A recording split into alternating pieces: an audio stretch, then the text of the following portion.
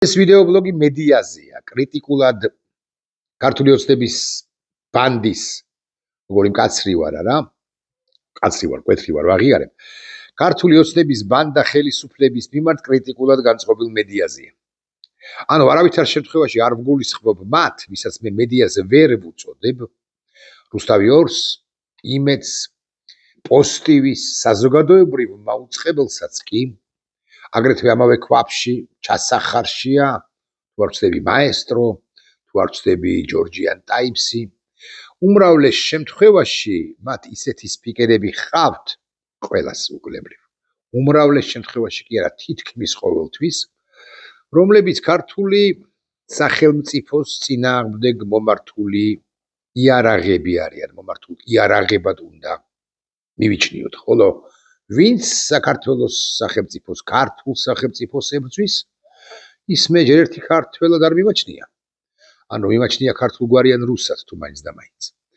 და მეორე, რაღა იასპარეს ტრიბუნას, სივრცეს აძლევს, უთმობს ხსენებული რუსთავი ორი თუ იმედი, ესენიც არ მიმაჩნია მედია საშუალებებად. რასაკვირველია, ისინი პირველ ყოვლისა არის პროპაგანდის საშუალებები, პროპაგანდის იარაღები. აგრეთვე პროპაგანდას ვინჩივის ხელისუფლების მიმართ პროპაგანდა არ გვიგვირს ჩვენ ხელისუფლების სასარგებლო პროპაგანდა. ისინი არიან საქართველოს წინააღმდეგ მომართულები. მათ შორის ის პირებიც, რომლებსაც მე ვიცნობ, ასე ვიტყვი, ვიცნობ, ან ვიცნობდი, რომლებსაც მე პატივს ვცემდი, ანუ გარკვეული ურთიერთობა მქონდა, რომლებიც არიან ამ არხებზე განფენილები. რა მნიშვნელობა აქვს რატომ? ალბათ უფრო იმიტომ, რომ მაღალ ხელფასსა დახარბდნენ ეს ადამიანები, მათ შორის ის პირები, რომლებიც თითქოს არ არიან პროპაგანდისტები, ანუ რაღაც მაგალითად ხელოვნებაზე თუ კულტურაზე მუშაობენ, ან ის პირები, რომლებიც საერთოდ არ ჩანან ეკრანზე, რეჟისორები, ხმის რეჟისორები, ოპერატორები, რაღაც სოციალური მედიის თანამშრომლები, დეპარტამენტის თანამშრომლები, დეპარტამენტების თანამშრომლები, დემონტაჟიები და ასე შემდეგ, ისინიც იმის გამო, რომ რასაკვირველია უმრავლესობა მათგანი დახარბდა ხელფას, ისინიც არ მიმაჩნია მე პატიოს ადამიანებად. იმიტომ რომ ახლა მოცემულ ეტაპზე ყოფნა არ ყოფნის საკითხია, ჩვენი ქვეყნისა და რა დროს ხელფასზე ესე გადაციკლა, ხელფასიც უკან მოგვრჩება უკლებრივ ყველას და საერთოდაც დავინგრევით ხელფასიანები თუ უხელფასოები ერთად სხვათა შორის. რაოდენ საწუხაროს ან საოცარიც არ უნდა იყოს. მაგრამ აქ იგითხარით, რომ ეს ვიდეო ბლოგი არ არის მათზე, მე 3 წუთი ნახევარია თითქმის ვილაპარაკობ და მათზე ვილაპარაკე. დანარჩენი 13 წუთი ნახევარი ვილაპარაკოთ ჩვენზე. ვინ შევრჩით ამ ბაზარს კრიტიკულად განწყობილი მედია საშუალებები იგულისხმება ფორმულა TV პირველი უნდა მივიჩნიოთ ჩვენსავე გუნდში პრინციპში, იმიტომ რომ რამდენიმე კარგი ავტორი ყავს ამ ტელევიზიას პალიტრა მედია, პალიტრა TV და კავკასია რასაკვირველია, ორი ადამიანი ჭაპანს ეწევა ამ კავკასიაში ნინო და აქუ და ნინო ჩვენ ორნი შევრჩით ერთმანეთსო იტყვიან ასე და ვიტყვით ჩვენ მათზე. მოკლედ ეს 4 მედია საშუალებაა და კიდე რასაკვირველი არის რაღაც ონლაინ მედია საშუალებები, ონლაინ მედია და ობიექტური საშუალებები. ეხლა მე ესეთი კითხვა უნდა დავსვა, ჩვენ პირველ ყოვლისა ჟურნალისტები ვართ? მე საკუთარ თავზე რო ვიკითხო. ჟურნალისტი ვარ კი მე? არა. მე გიპასუხებთ რომ არა ვარ. ცხადია, ბევრი თქვენგან იტყვის რომ პროპაგანდისტია ესეცო, მაგრამ მე არ მეთაკილება. თუ მე პროპაგანდისტი ვარ და თუ ბევრი თქვენგანს მიეჩნია რომ თქვენგანს მიეჩნია რომ პროპაგანდისტი ვარ, მე ვარ, ოკეი. წავყლები თქვენს ლოგიკას, მაგრამ მე ვარ ქართული სახელმწიფოს პროპაგანდით დაკავებული. და ეს აკითხარით არ მეთაკილება. სათაკილო თუ რამ არის? არის რუსეთისთვის სასარგებლო თამაში და რუსეთის პროპაგანდირება ქართულ საზოგადოებაში. რითიც აკითხარით დაკავებულია ხსენებული მედიად წოდებული რამდენიმე საშუალება. იმედი რუსთავი ორიდან უღარ გამაგრძელებინებთ. ეს არ ნიშნავს, რომ რომელიმე მათგანის ეთერში, რომელიმე ერთ გადაცემაში საინტერესო აზრი შეიძლება არ გახმიანდეს. შეიძლება გადაცემაც კი ჰქონდეთ. მაგრამ როდესაც შენ მოქცეული ხარ აი ამ ჭაობში და არ საზღვრავს საინფორმაციო პოლიტიკას და საინფორმაციო პოლიტიკაა უმთავრესი ასაკურებია ყველა მედიარხისტვის მით უმეტეს ჩვენს მდგომარეობაში არსებული ქვეყანაში არსებული მედიარხისტვის შენს პროპაგანდის იარაღი ხარ მერქი აგირქი მეც პროპაგანდის იარაღი ვარ ოღონდ მე ვიბრძვი ვიღწი ქართული სახელმწიფოსთვის და სულაც არ მეთაკილება თუ რომელიმე ტროლი ბოტი ნამდვილი თუ არა ნამდვილი ადამიანი მე პროპაგანდისტს მიწოდებს ოღონდ მე პარტიული პროპაგანდისტი ნაცების ან კოლექტიური ნაცების ახლების თუ კოლექტიური ახლების ლელო ძლიერი საქართველოსი გახარიასი თუ ჯერ საქართველოსი თუ თავისუფლების მოედნის თუ დროასი თუ ლეიბორისტული პარტიის თუ რა ვიცი გირჩი მეტი თავისუფლების სასაკვირველი არა არც ვარ არც ვიქნები არც ვიყავი და არც ვიქნები მეცაც გეტყვი ზურა ჯაფარიძე ასე მაგალითად ან ნიკა გვარამია ან მიხეილ სააკაშვილი ან მამუკა ხაზარაძე ან სხვები და სხვები შემამჩნევდნენ ან შეიძლება არ შეამჩნევი აქამდე მაგრამ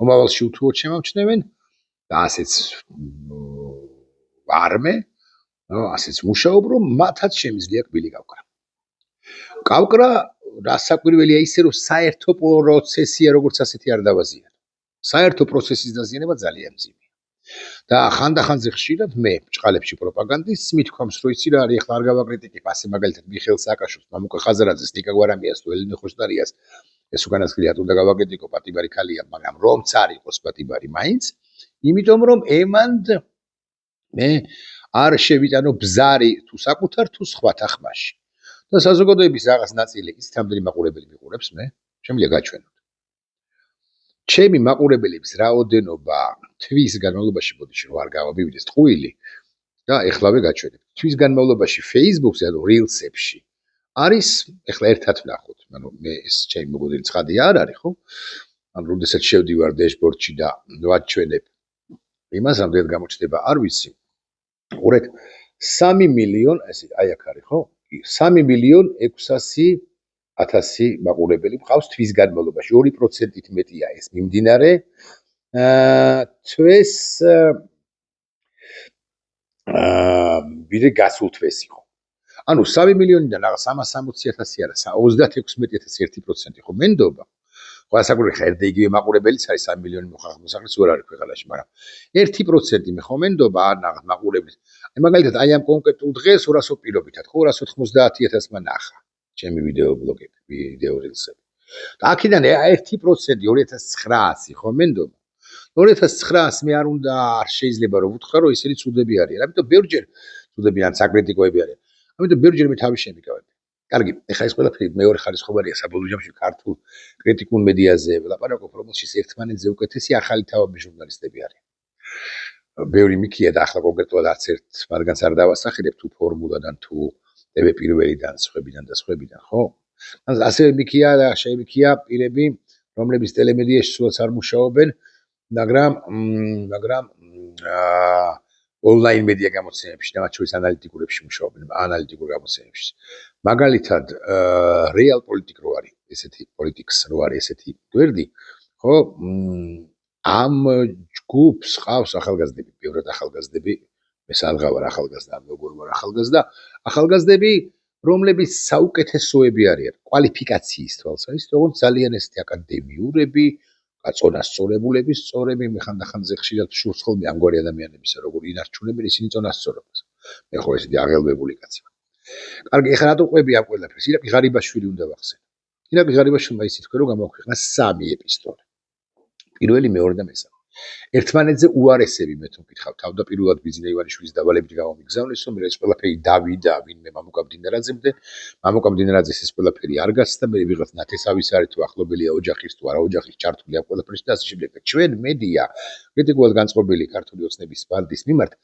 ჩემი მოსაზრებით ძალიან დიდ ყურადღებას ვუთმობთ ამ თემას საბოლოო ჯამში ჩვენ კარგად უნდა გვახსოვდეს რომ ბიზნა ივანიშვილის კარის პრემიერ-მინისტრები განსაკუთრებით ბოლო პერიოდისა კვირიკაშვილს მაგალითად არ გულისხმობ თქვათ კვირიკაშვილს ხო ადრინდელ ღარიბაშვილსაც არ გულისხმობ მაგრამ შემიძლია ვიგულისხმო კიდეც არა აი უკვე ჩვენს დროებაში არავითარი მნიშვნელობა არ აქვს ღარიბაშვილი იქნება პრემიერი თუ კობახიძე ბიზნა ივანიშვილმა ხვალ რომ დაკლას პოლიტიკურად ირაკლი კობახიძე და მოიყვანოს არ ვიცი ამიშო სიკინჭილაშვილი ხო გვარად პრემიერად, რომელიც იქნება კობახიძეზე გაწონასწორებული, კობახიძეზე უკეთესი ინგლისურით, კობახიძეზე კარგი კონტაქტებით, კობახიძეზე სწორი მესიჯებით, კობახიძეზე ნაკლებად აგრესიული, კობახიძესთან შედარებით ნაკლებად აგრესიული და ასე შემდეგ, არავითარი მნიშვნელობა არ აქვს. ისიც, ანუ უკლებრივ ყველა ვინც უკვე ახლა მაინც, უკვე ახლა ექცევა ბიზინა ივანიშვილის გავლენის ქვეშ და უარს არ ეუბნება ბიზინა ივანიშვილის პრემიერობაზე, საგარეო მინისტრობაზე, დეპუტატობაზე, რაღაც პარლამენტის თავმჯდომარეობაზე, მომხრეობაზე და მხარდამჭერობაზე და ხვდება ამ ბიზინა ივანიშვილის ქვაბში, ისინი ერთმანეთზე უარესები არიან, მიუხედავად იმისა, რომ რომელი მათგანი შეიძლება უფრო მოგწონდეს ვიდრე რაღაც რომელიმე წინამორბედ. მაგალითად, ლევან დავითაშვილს ან აქვია ამ გოგოს, მარიამ ქვრივიშვილს რას ვერჩით? ხო, მარიამ ქვრივიშვილს პერფექტ ინგლისური აქვს, არაჩვეულებრივი შესახედავების ახალგაზრდა ქალია. მაგრამ რაღაცა არის შიგნით. ხო, ის არაფრით უკეთესი არ არის ირაკლი კობახიძეზე, მიუხედავად იმისა, რომ ირაკლი კობახიძე არც მართლაც უარესთა შორის უარესი.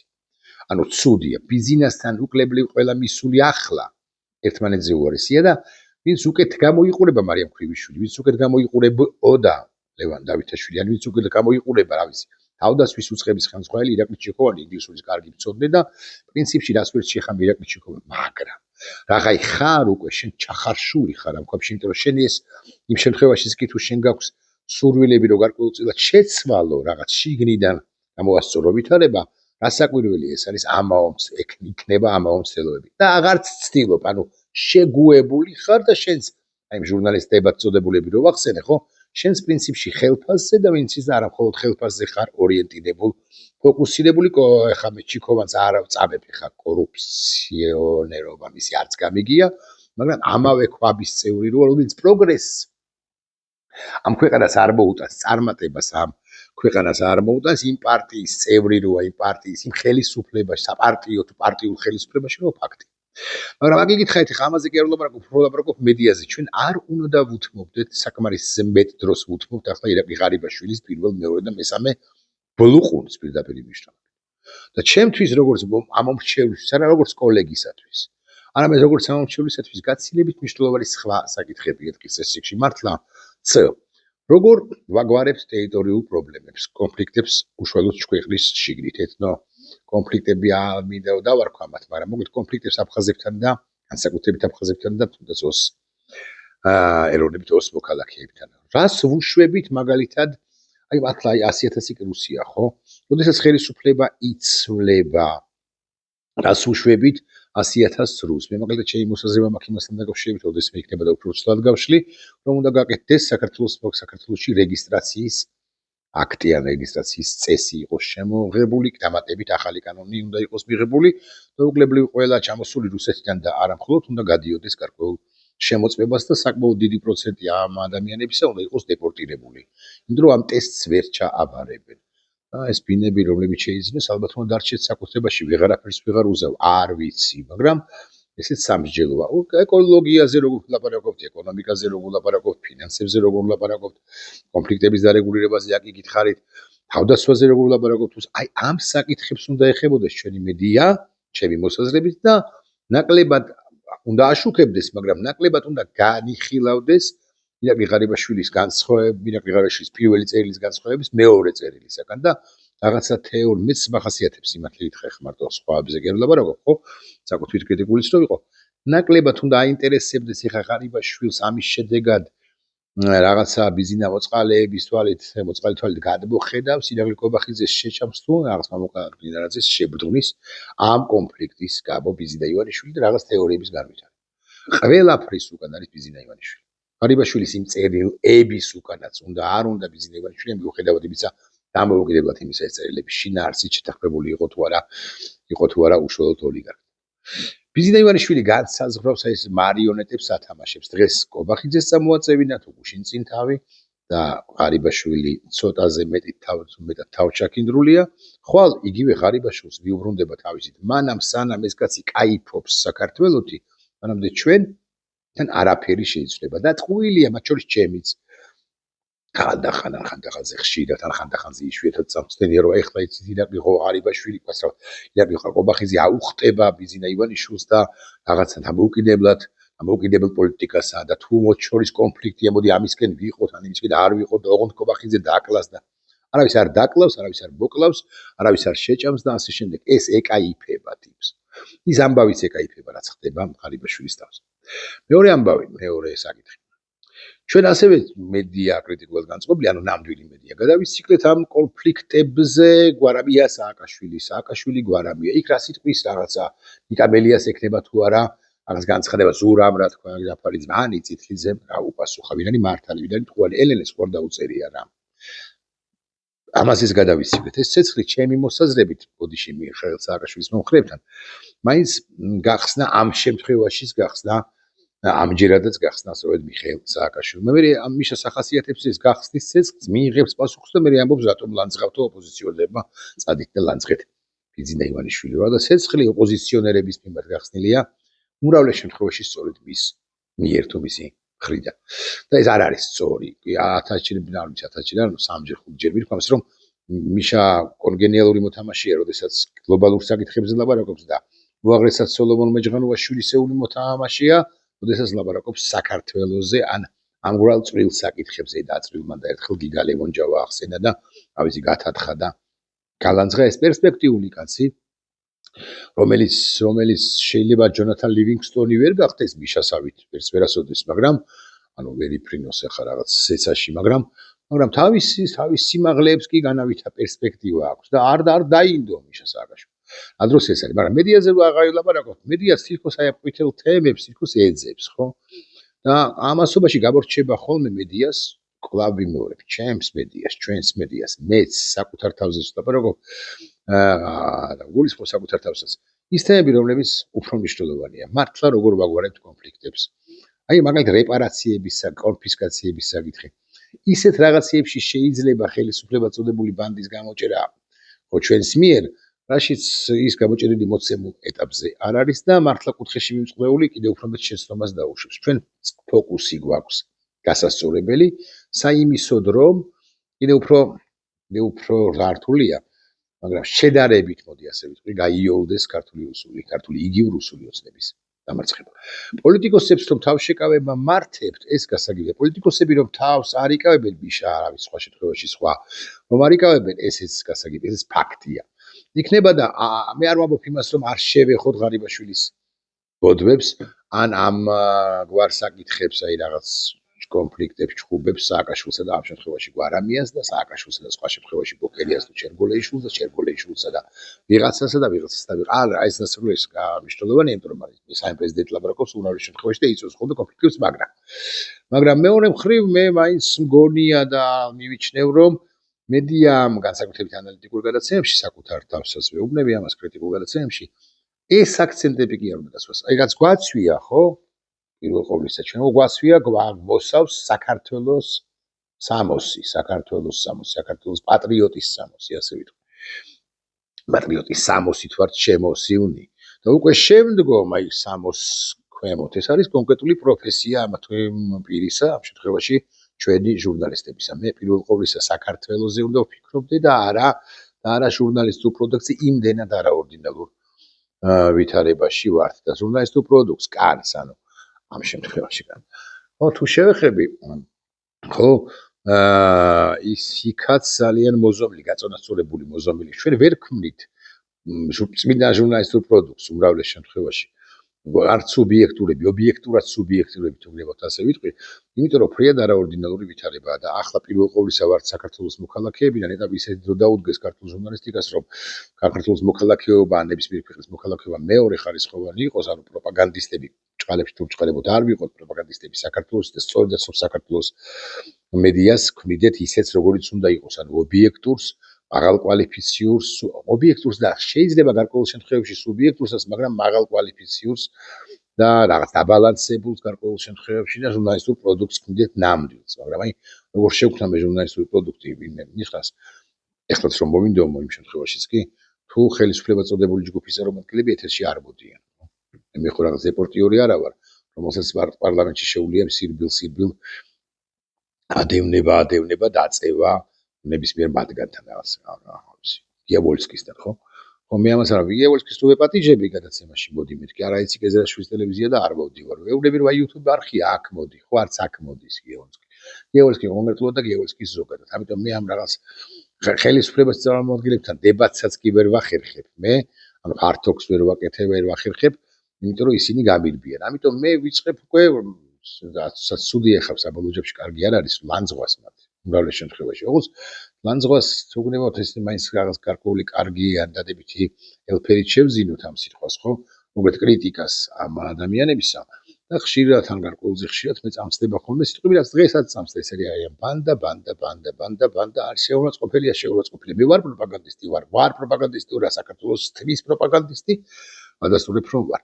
მაგრამ მეორე და პირველ ხარისხოვანი თემები კი უკვე უნდა გავამიჯნო და აქ კი მე მგონი არ მეშდება კონკრეტულად მე და არც არავის ამ კოლეგებიდან, არც არავის არა, ბევრს ჩვენი კოლეგებიდან და უნდა ვთქვათ, რომ იცით რა არის ამ კინკლაობაზე, ღარიბაშვილის წერილებზე, ერთმანეთზე ჭორაობაზე, ერთმანეთის წინააღმდეგ, ამას ვეხებით განა არა ვაშუქებთ, მაგრამ აი რაღაცა გადაცემებს ხომ სუყეთ ამ თემას არ ვაშუქებთ, გადაცემებს არ უძღვით. ეს არის სიუჟეტის გადაფარვის თემა და ოდენ ეხლა ჩვენ კონცენტრირდეთ ხალხო, როგორი ჯარი უნდა გყავდეს, იმიტომ რომ საფრთხეების გამოწვევები ჩვენს გარშემო იზრდება და როგორი უნდა გყავდეს პროფესიონალი ჯარისკაცი, როგორი გაწვევის სისტემა, ტოტალური თავდაცვის სისტემა როგორი უნდა იყოს.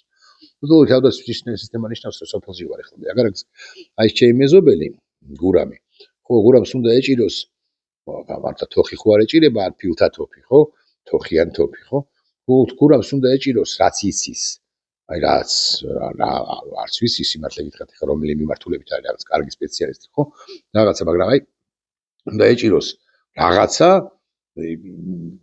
ბარით უნდაც, ესე ვიტყვი, ტრაქტორი უნდა ჰყავდეს და ამ ტრაქტორი რო ეყოლება, ამ ტრაქტორით უნდა გადათხაროს აქ სანგარი, აი მეორე მეზობელი რაღაც ბაბუკასათვის, რომელმაც კარგად იცის ვის სროლა და მომენტ ჩვენში უდარცეს შეუძლია რუსებისთვის გარკვეული წინააღმდეგობის გაწევა. ტოტალურ თავდასხმაზე უნდა ვსჯელობდეთ ჩვენ მედია საშუალებები და არა იმაზე ღარიბაშვილმა მესამე ეპისტოლეში და თქვა და მეოთხე ეპისტოლეში რას იტყვის.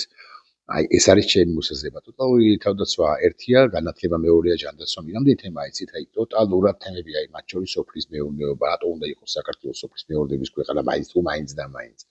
ხო, და ასე შემდეგ, რისი ქვეყანა უნდა იყოს, შუადეიფანი როგორ უნდა, რამდენია იცით, ვერ დავამთავრებ. თვითკრიტიკულიც ვარ, არ გეგონებთ ხო ხა მაინც და მაინც ვინმეს ყوارს სამისახელები, მაგრამ ვინმეს ვაკრიტიკებ. ხო, ჩვენ უნდა ვიყოთ 34 თავით მაღლა პროპაგანდაზე, ეხლა ვართ 30 თავით მაღლა. 54 თავით მაღლა უნდა ვიყოთ, რომ ეს ქართულმა მომრჩეველმა კარგად გაიგოს, რომ რასაც ჩვენ ბჭყალებში ვპროპაგანდირებთ, ის არის სწორი და არა ისინი, რასაც ისინი პროპაგანდირებენ ბჭყალების გარეშე. აქვე ერთი დედალი და ერთი დაზუსტება. სულ ამბობენ, რომ აუ შეგავრაბობ, რომ ისია იმედი ცუდი, იმეც ხო ამდენი რეიტინგი აქვს, იმეც ამდენი რეიტინგი აქვს, სასაკვირველია გეთახმები. დაახლოებით 2-ჯერ მეტი პლუს მინუს ვიდრე ფორმულას. თუმცა აი ახლა როგორი სააზიზღარი ქვეყანა შექმნა ბიზნეს ივანიშვილმა, რომ მიუხედავად იმისა, რომ სულ რაღაც 2-ჯერ მეტი აქვს რეიტინგი, რომელსაც ვიტყვი, როგორ აზი აქვს დაფუძნებული ეს რეიტინგი იმეც, მიუხედავად იმისა, რომ სულ რაღაც 2-ჯერ მეტი აქვს რეიტინგი იმეც, რეკლამის მიმცემი იმეც ყავს დაახლოებით 40-ჯერ მეტი. ანუ აქ 2-ჯერ ნაკლები რეიტინგი ტელევიზიაში, 2-ჯერ ნაკლები რეიტინგის კი არა, რეკლამის მომცემი კი არ მოდის, არამედ მოდის 40-ჯერ ნაკლები. ამიტომაც იმედის ყოველთვიური ბიუჯეტი არის დაახლოებით ეს თეთრ ფულზე გელაპარაკებით 5-6-7 მილიონი და 5 მილიონი მინიმუმ, ხოლო არა თეთრი ფულის დამატებით კიდე ერთი ამდენი, რომ ვიცოდეთ, ანუ წლის განმავლობაში წარმოიდგინეთ რამხელა ფულით ოპერირებს ეს ბანდიტური პროპაგანდისტური არხი. რაც შეეხება რეიტინგებს იმედისა რაზეა დაფუძნებული, უმრავლეს შემთხვევაში სერიალზე, გასართობ შოუზე, სერიალზე, გასართობ შოუზე, სერიალზე და რაღაც მე-14 ან მე-10 თუნდაც არის პოლიტიკა. როდესაც ჩვენი რეიტინგი, ჩვენ ხო გასართობ შოუები არ აქვს. ესე კარგი იქნებოდა, მაგრამ მაინც. ხო, ჩვენი რეიტინგი არის დაფუძნებული მხოლოდ ტელევიზიის ფორმულას გულისხმობ.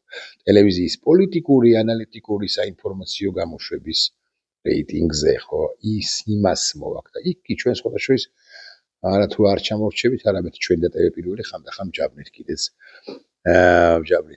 ასე მაგალითად იმეც ხოლო რუსთავი ვერცხობ ჯაბრით უმრავლეს შემთხვევაში, მაგრამ რეკლამის მომცემი არ მოდის. მოკლედ განვასხვავოთ ძირითადი და არაძირითადი თემები და ვილაპარაკოთ არა იმაზე ღარიბაშვილი მე-4 ეპისტოლეში, რასაც დაწერს ის რამდენი დიდი ბოდვა იქნება, არამედ ვილაპარაკოთ იმაზე, როცა იქნება მაშინ როგორ ვიბრუნებთ აფხაზეთს, ან როგორ ვიცავთ ქვეყანას შესაძლო შესაძლო შემოტევისაგან რუსეთს ჭკუითვე умом Россию не понять, ხო? ვერ გაიგებს რა სტრატეგიას აირჩევს ეს დედასაიმასკდებელი ქვეყანა და ორდუნდულებიც არ უნდა ვიყოთ და უდუნდულოებიც არ უნდა ვიყოთ იმისათვის რომ მას რუსეთს ღირსეული წინააღმდეგობა გავუწიოთ. ნახვამდის.